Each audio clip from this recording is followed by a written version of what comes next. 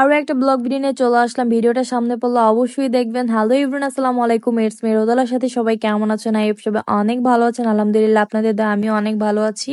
বিকেলবেলা ঘুম থেকে উঠলাম, উঠে খাওয়া দাওয়া করলাম, দেন ল্যাপটপটা নিয়ে বসলাম। ভার্সিটি কিছু কাজ ছিল করব বলে, তো হঠাৎ করে দেখি ল্যাপটপটা চলতেছে না, কি যে হলো নিজেও বুঝতেছি না। দেন ল্যাপটপটা নিয়ে বিকেলবেলায় বেরিয়ে পড়লাম।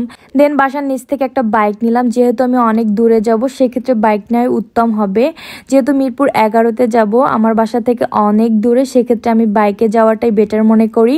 আর আমি রিক্সা চড়তে অনেক বেশি পছন্দ করি। কাছাকাছি হলে আমি রিক্সা নিয়ে যেতাম, যেহেতু অনেক দূরের পথ, এর জন্য বাইক নিয়ে যাচ্ছি। যেহেতু আমার নিজের গাড়ি নেই, সেক্ষেত্রে আমার রিক্সায় বাইকই বেশি চলাচল করি। আর আমার ফ্যামিলি মেম্বারের গাড়ি আছে, বাট সেটা আমার ফ্যামিলি মেম্বারই ইউজ করে। অ্যান্ড ফ্যামিলির সাথে বের হলে তখন তাদের সাথেই বের হই। আর আমার ভাইয়াই সবসময় ইউজ করে। তো আমি ফাইনালি চলে আসলাম মিরপুর 11-তে, যেই দোকান থেকে আমি আমার ল্যাপটপটা নিয়েছিলাম।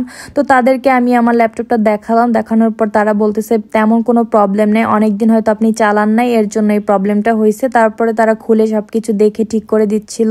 দেন ল্যাপটপটা ঠিক করার পর আমি চলে আসলাম মিরপুর 1-এ। এখানে আমার একটা বড় আপু, আমার কলিগ, আমার সাথে দেখা করার জন্য ওয়েট করতেছিল। সে ওখানেই জব করে, যার জন্য সে ওইখানেই দাঁড়িয়েছিল আমার জন্য। তো আমি আপুর কাছে চলে গেলাম।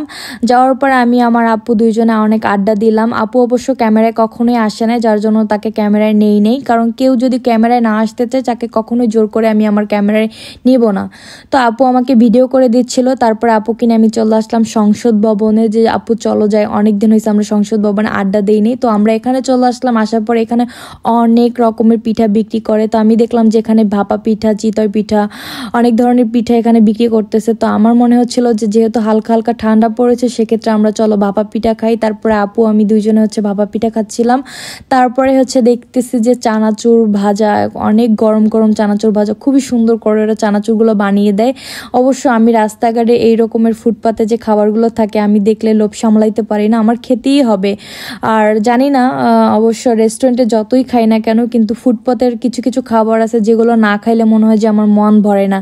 দেন খাওয়া দাওয়ার পরে আমি আপু অনেকক্ষণ আড্ডা দিলাম, অনেক মজা করলাম, অনেকদিন পর যেহেতু আমার আপুর সাথে দেখা। তারপরে আপু আমাকে একটা ভিডিও করে দিচ্ছিল, যেহেতু আমি ভিডিও টিডিও করি এর জন্য। তাই এখানে একটা ঘোড়ার গাড়ি ছিল। অবশ্য আমি ঘোড়ার গাড়িতে অনেকবার চড়েছি, বাট চড়ে কোথায় যাব, যার জন্য ওদের সাথে একটা ভিডিও নিলাম। তারপরে চলে আসলাম আমি খিলগাঁও। এখানে আমার কিছু ফ্রেন্ড আড্ডা দিতে ছিল, তো ওরা আমাকে ফোন দিয়ে বললো যে আসো। যেহেতু আমি আপুর সাথে ছিলাম, তো আপুকে বিদায় দিয়ে আমি চলে আসলাম ওদের কাছে। আসার পরে আমরা এখানে আবার আড্ডা দেওয়া শুরু করলাম। আসলে আড্ডা দিতে খুবই পছন্দ করি। আসলে আমি ঘুরতে বেশি পছন্দ করি, আড্ডা দিতে খুব বেশি পছন্দ করি, মানুষের সাথে মিশে চলতে বেশি পছন্দ করি। আর আমি অনেক মিশুক, সবার সাথে অনেক তাড়াতাড়ি মিশে যাই।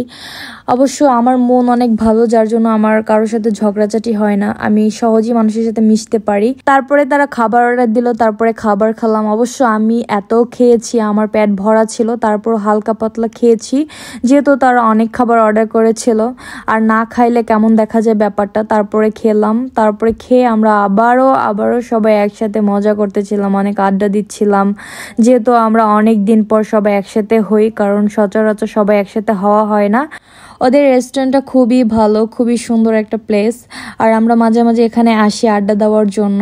তো যাই হোক, আমার এই ঢঙ্গি ফ্রেন্ডকে তো সবাই চেনেন, সে একটু ঢং করে হাঁটতেছিল। আর একে আপনাদের সাথে পরিচয় করিয়ে দেওয়ার কিছুই নাই, কারণ একে আপনারা সবাই আমার সাথে সচরাচর দেখে থাকেন। তো যাই হোক, আমার বান্ধবী এখানে দেওয়ালে কি জানি একটা নাম লিখতেছিল, আমার নাম আর সাথে জানি কাকে যোগ করতেছিল। যাই হোক, সেটা আর না বলি। তো আজকের মতো এই পর্যন্তই, আমি এখন বাসায় চলে যাব। সবাই ভালো থাকবেন, সুস্থ থাকবেন, আর আমার জন্য দোয়া করবেন। যারা আমার ভিডিওটা দেখেছেন তারা অবশ্যই একটা লাইক, কমেন্ট, শেয়ার দিয়ে আমার পাশে থাকবেন। সো বাই বাই, আল্লাহ হাফিজ, টেক কেয়ার।